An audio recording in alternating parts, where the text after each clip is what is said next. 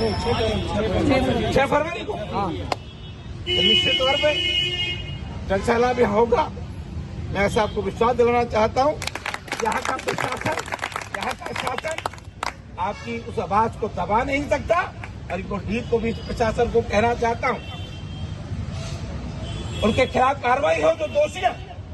Chargesheet है तो कार्रवाई हो। अगर चार्जशीट का मतलब क्या है कि वो दोषी है तभी चार्जशीट लगती है। चार्जशीट कुछ नहीं बल्कि उसे जेल के अंदर होना चाहिए। मैं आप लोगों से कहना चाहता हूँ, आप लोग 6 तारीख को विशाल एक प्रदर्शन करके इस सरकार को भी झुकाने का काम आप लोग करेंगे। और हम लोगों का भी सहयोग आपके साथ रहेगा। पुनः मैं आप लोगों के विश्वास दिलाते हुए कि बाबा साहब के संविधान को ना कोई रोक पाया है, बाबा साहब की आवाज को ना कोई दबा पाया है।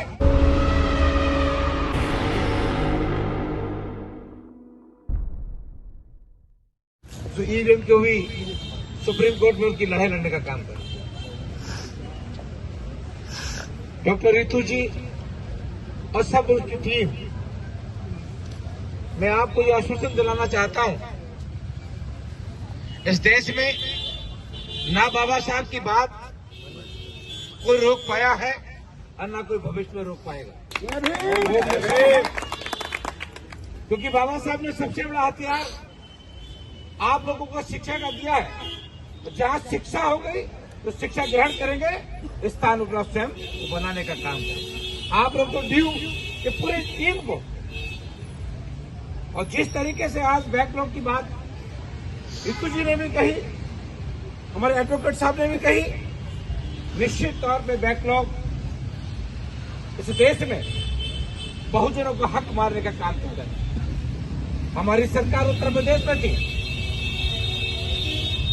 बहुजन समाज पार्टी की सरकार जब बहन जी उत्तर प्रदेश में मुख्यमंत्री थी तो मुस्लिम एक डिग्री हुआ करती है।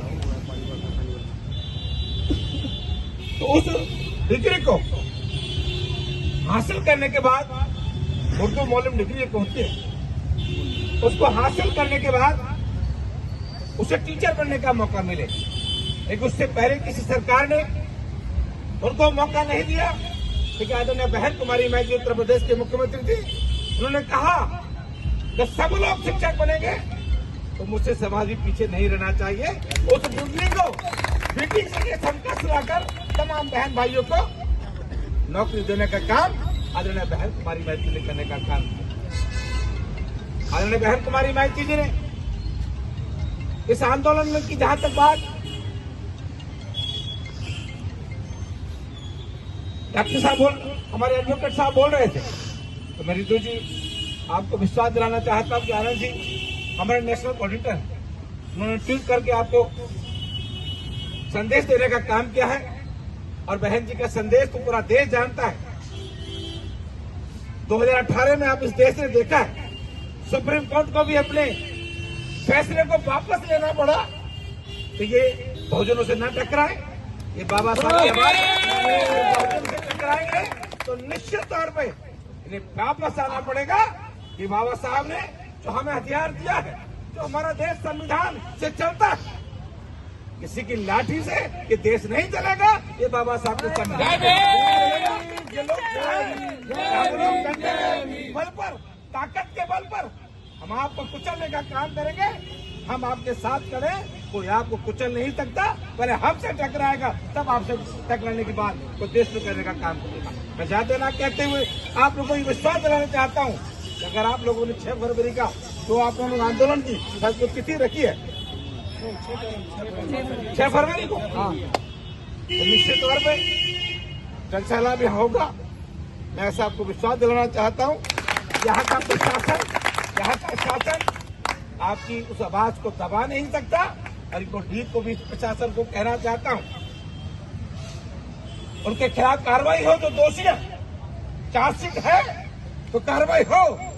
अगर चार्जशीट का मतलब क्या है कि वो दोषी है तभी चार्जशीट लगती है।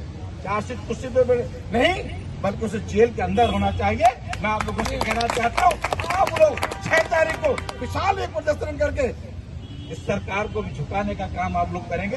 और हम लोगों का भी सहयोग आपके साथ रहेगा। पुनः मैं आप लोगों के विश्वास दिलाते हुए कि बाबा साहब के संविधान को ना कोई रोक पाया है, बाबा साहब की आवाज को ना कोई दबा पाया है।